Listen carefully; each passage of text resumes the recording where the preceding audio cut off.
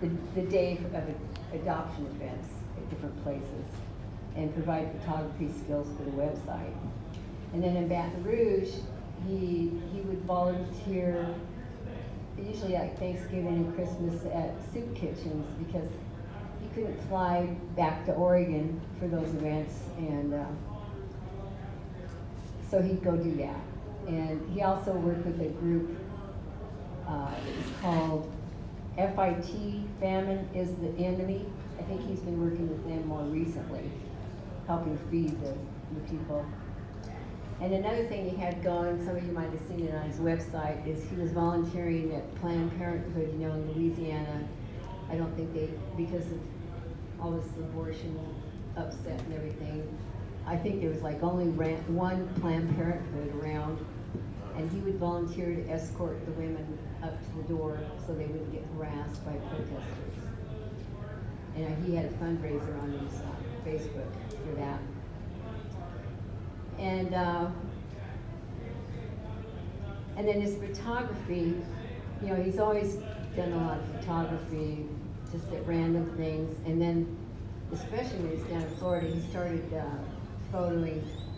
photographing bands.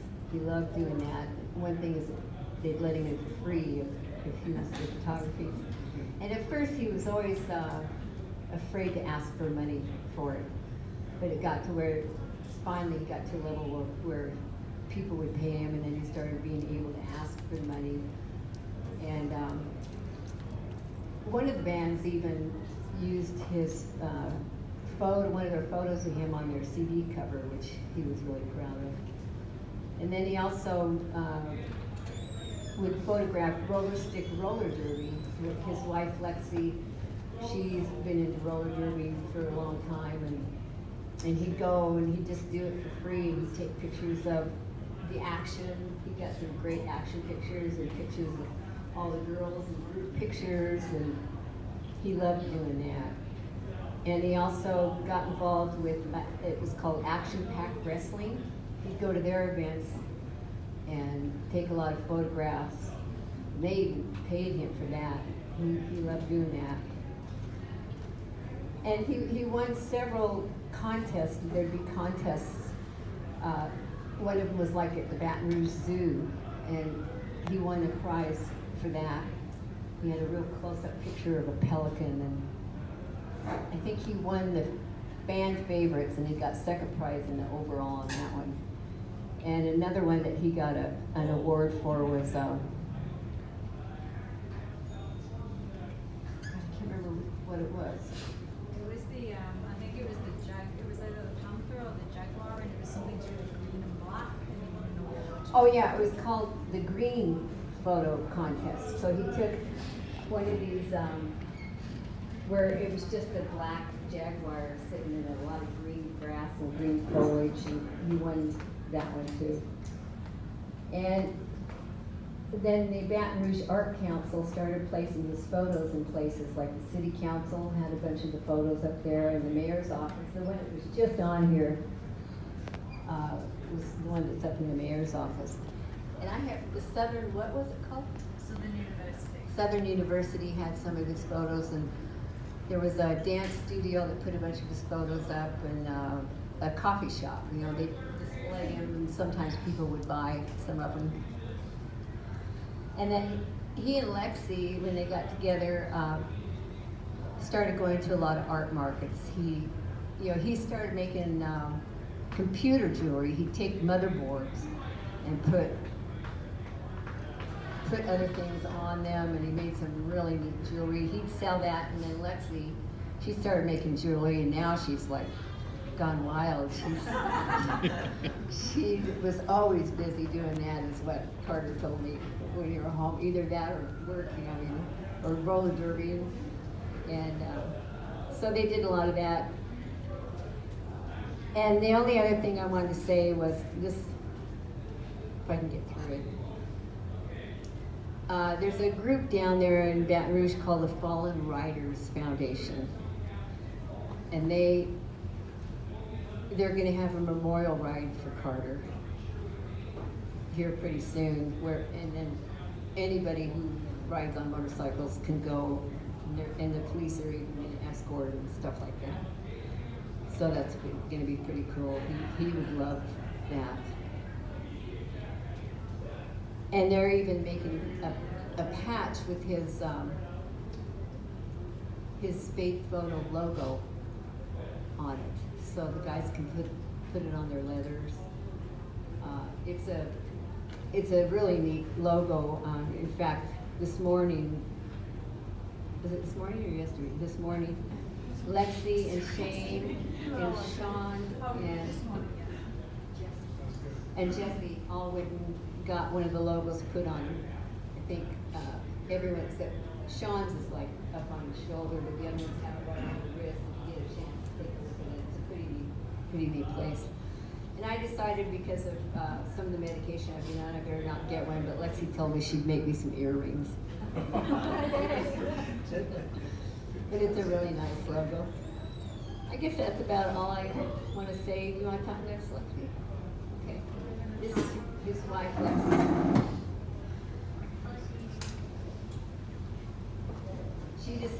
They had the memorial in Baton Rouge on Monday, and I guess they had standing room only, and just tons of people were there. It was really great. I've seen a video of it.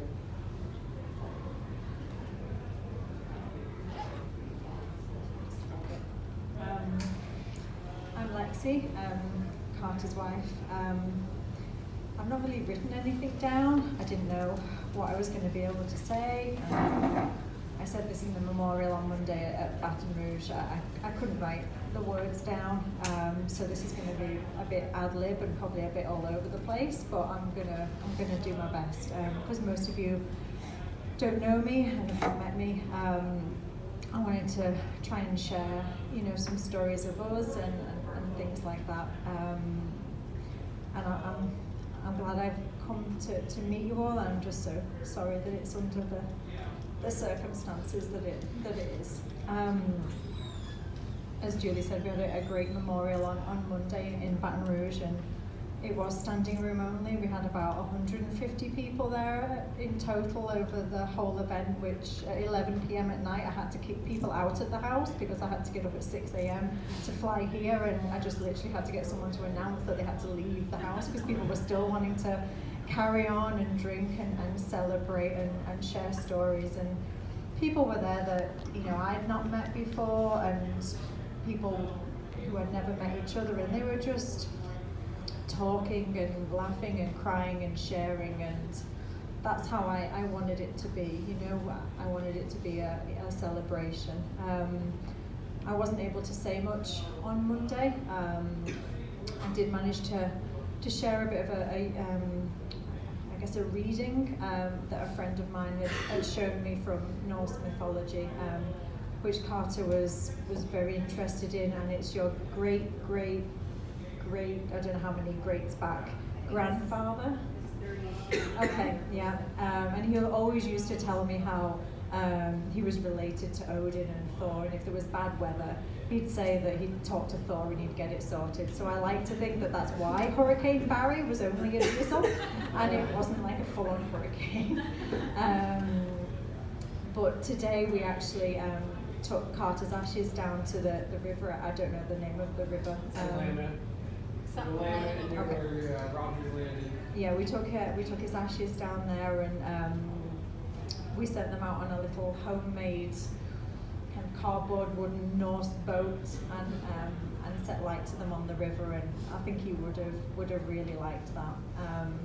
As you probably know, Carter loved his cats.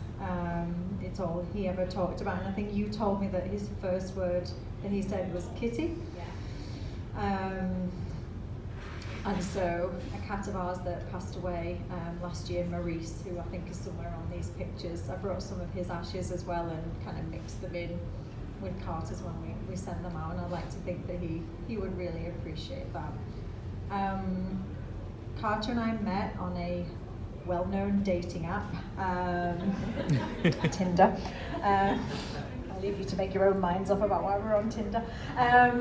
In July in July of 2015, I was on holiday in Las Vegas at a roller derby convention, and he was working there for Hawaiian Moon, and he'd stayed a little bit longer for his birthday, and we just swiped right on Tinder, and we met one evening, and then we were in each other's company for the next few days. We were just pretty much inseparable after that time, and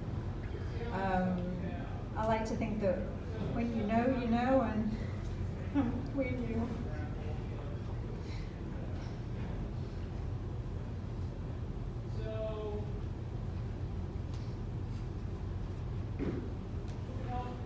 That picture that was behind her with the pelican, that was the one you wanted for. I was lucky enough that I was able to travel out to see him, and we had a long distance relationship for about a year, but I was able to come out and see him in Louisiana, and I was fortunate enough that he was able to come out and see me over in England. He spent a couple of months with my mum and I before I finally got my green card in December of 2016, and then I moved out here. I like to think that we rubbed off on each other in a really nice way.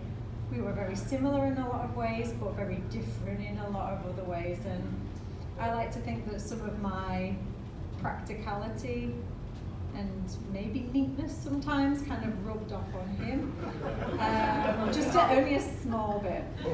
I finally got him to start charging for his beautiful photography work that he did, and he got his taxes sorted and just things like that he was just like, oh, it's fine, I'm not going to worry about that. And he, I think, imparted on me a lot of creativity and just living for the moment that I never had. Doug had mentioned in his speech on Monday that Carter didn't collect items, like physical items, he collected experiences, and that was so true. And I'll never forget the time that I first came over to see him in Baton Rouge, and he lived in this god-awful place in Gardia, which I can only describe as the ghetto of Baton Rouge. And he didn't even have a bed. I had to sleep on a mattress on the floor. And he's like, are you gonna come out again? And I was like, only if you get a bed. And next time I came out, he'd brought a bed. But a friend of ours came over to take us to the airport when I had to fly back, and I'm sorry, this story maybe shows some fingers in his. But the friend was like, why have you already got a mattress on the floor? Where's the bed? And he said, oh, we broke the bed. I remember that the other day, it made me laugh. And he definitely lived for the moment, and I like to think that in the short time that we had and the time that he lived more than I will probably ever live in, however long I've got left. When I found out that his real name was Ryan Carter, and we spoke about that, and then I said, have you got a middle name? And he said, it's D. And I was like, he's like, yeah, just the initial D. And I was like, well, what does it stand for? And he told me it stood for danger.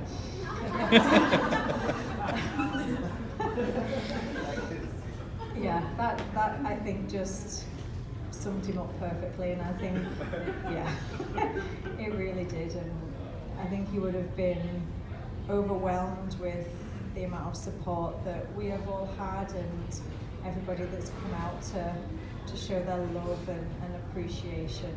And he would want us to continue to celebrate his life and collect experiences. So I want to end with that we should all continue that for him.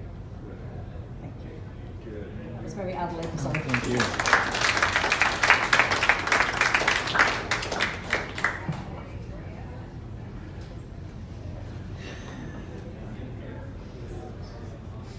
I've got to tell you, with his dad at the memorial, he says, I've got to tell you something that a lot of people ask me. I did not name him Carter Carson. His name was Ryan Carson. He never liked the name Ryan. Anybody else wants to go out and have a good time?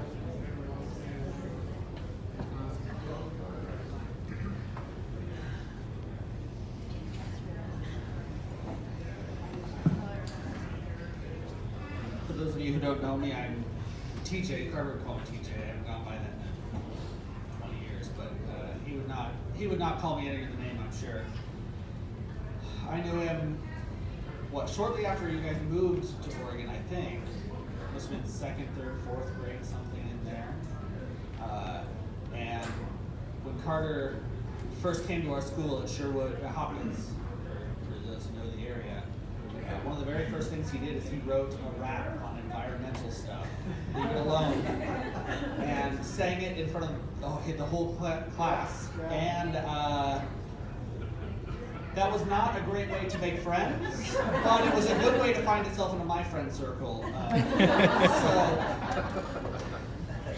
So me and him were close for a long time, all the way up through everything. In fact, by the time we were in middle school, we played so much Magic and Warhammer and D&D that we basically lived in we were either staying at one of the other one's house 100% of the time, school year or not. Right? That big brown couch downstairs of yours was my second bed for sure. In fact, I would say that we hung out at your house more often. One is because you guys had the 56K modem connection that no one else had yet. Which was important.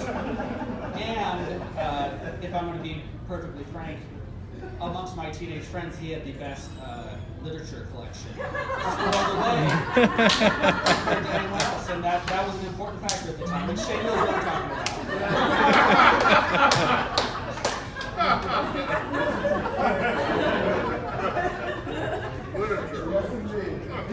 Yes,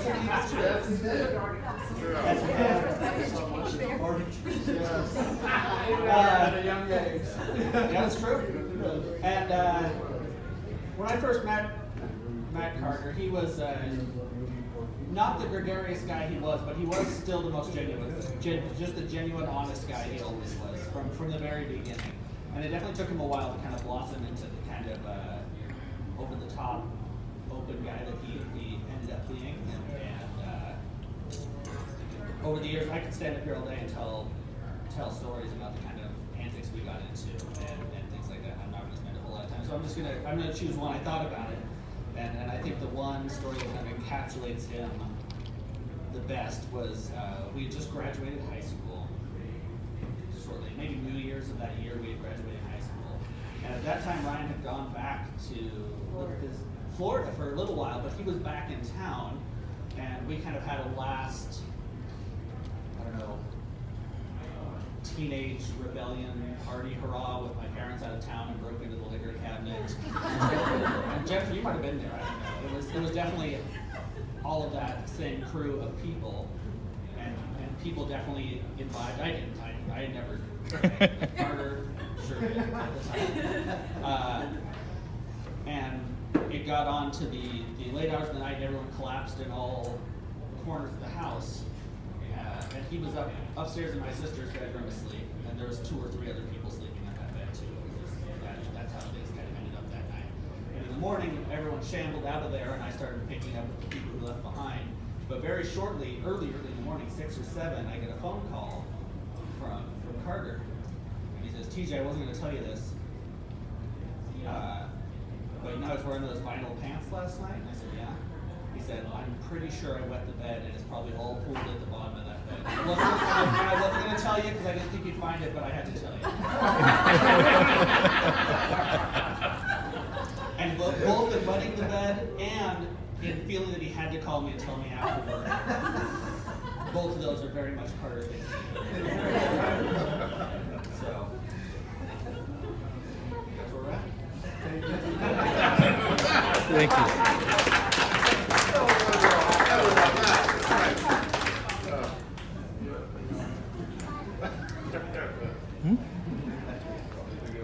What's that?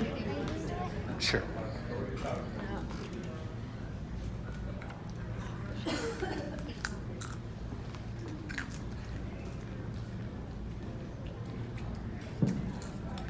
How are you doing?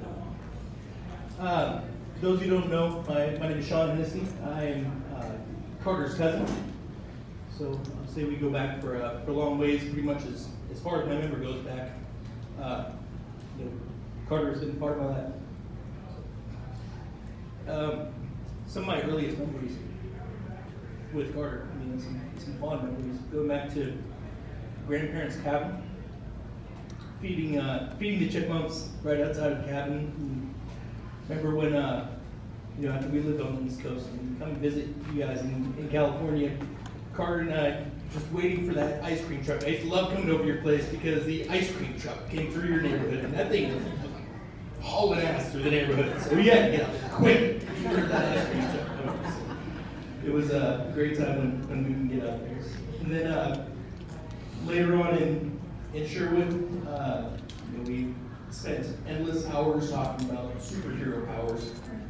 And I don't know if we ever told you about this. This was pre-literature and pre-56K, but you guys had the book of sex. And when you guys were away, we'd sneak in there so we'd peek at the, I do that book. Yep, you know that book. Okay. It's a great book. We had, remember all of the Thanksgivings and all of the Christmases, and Carter and Shane and I over at the kid table. And there's a little bit of resentment, Shannon, because you got to go sit at the adult table. But realistically, we were actually happier because you adults were very boring, So Carter and Shane and I had our good conversations over at the kid table. I still remember at Thanksgiving, first time Carter ever got drunk. So, this Thanksgiving, the parents said, all right, let's let them have fun. So I remember Carter and I, we had some fun. We were hitting the wine a little bit hard, the beer a bit hard. And, even though we were feeling pretty good, I remember Carter playing 007. He was trying to sneak around so he could jump into the pantry, to get a little bit more, of the wine, and crashed into all of the cans that were in there. You could make more noise. I remember Doug was like, you know what? Let him learn his lesson. He's going to drink tonight, and then the next day he is going to feel it and he's going to learn his lesson. So after throwing up in the van on the way home and such,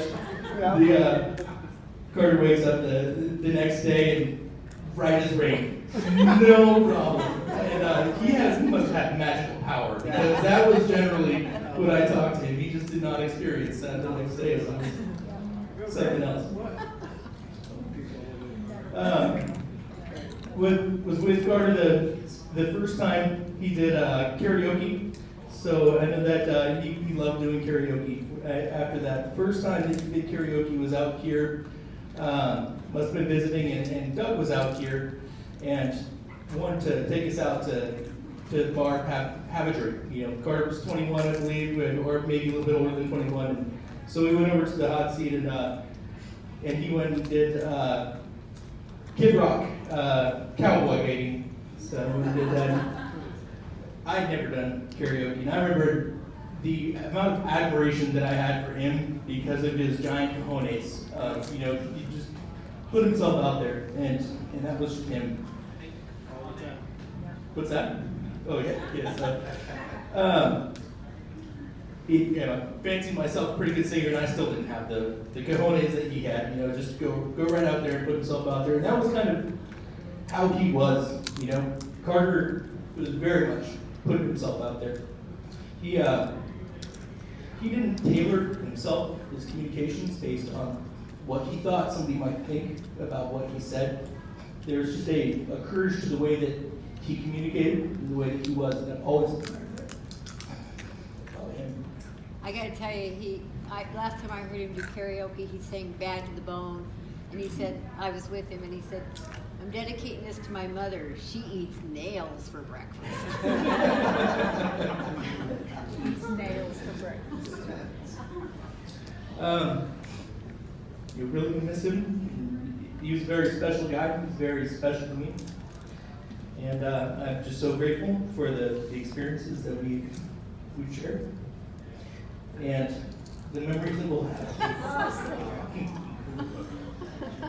And definitely for all the photos that he's left us with to remember him by all the time.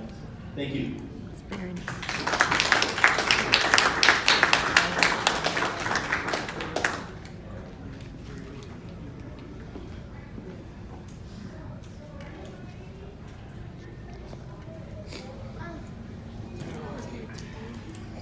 I don't know if I can get this out, but I'll give it a shot.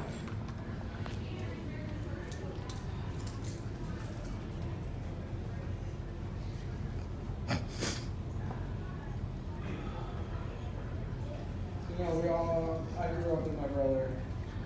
He's my older brother, so I learned from him. I was the lucky one to be able to learn from his mistakes or his accomplishments. And I was lucky for that. So I have one funny thing to say where his mistake or something I've learned from my brother. Hopefully everyone can enjoy it.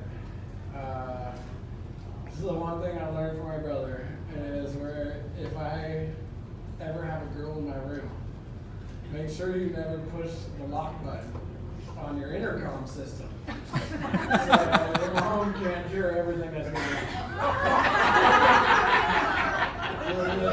A long time ago, my brother had a girl over. And my mom had an intercom system because my mom couldn't get up the stairs. So she had to wake us up in the morning, and she couldn't get the stairs, and my brother wasn't very good at getting up in the morning. So she would have the intercom system and let him know you need to get up, wake up, you know, to keep him in. But on the other side of that, there's a lock button that you can lock it on, and she can hear everything that's going on. Imagine my brother had a girl over one time and accidentally hit that lock button. And I think it might have been actually the first girl that was ever over in this room. And I went outside and yelled up at the window, Brian, turn that down. I was lucky that they all learned from his learning experiences, which made me stronger, and I learned from that. There's one thing that he never failed at, and I never learned as good as he did, was making friends. And treating people good. Which is especially obvious in his service in Florida. There's so many people there. But with everyone here too, his friends, it means a lot. My brother's very good at that. He's better than me. That's all I got.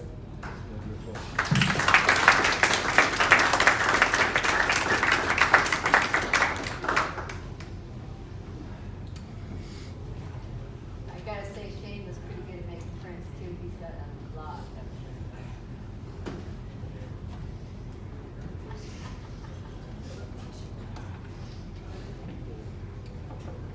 Is that it?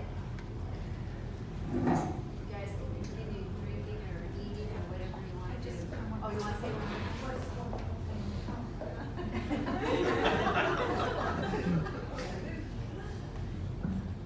I meant to say before, one of the, we were very involved in roller derby, which I know everyone knows. And that's a great community that we have over in Baton Rouge. And one of the roller derby juniors, one of our leagues, one of their dads made a load of stickers, spade photo stickers, and I've brought some with me, so I'm going to put them on the table if people would like to take them. I'm going to put a load out there. So that's all I wanted to say. Thank you. I'm sure there's plenty of liquor money available if anyone wants to go get drinks. We pay you $300 for drinks. Please go and have drinks. Anybody, enjoy it.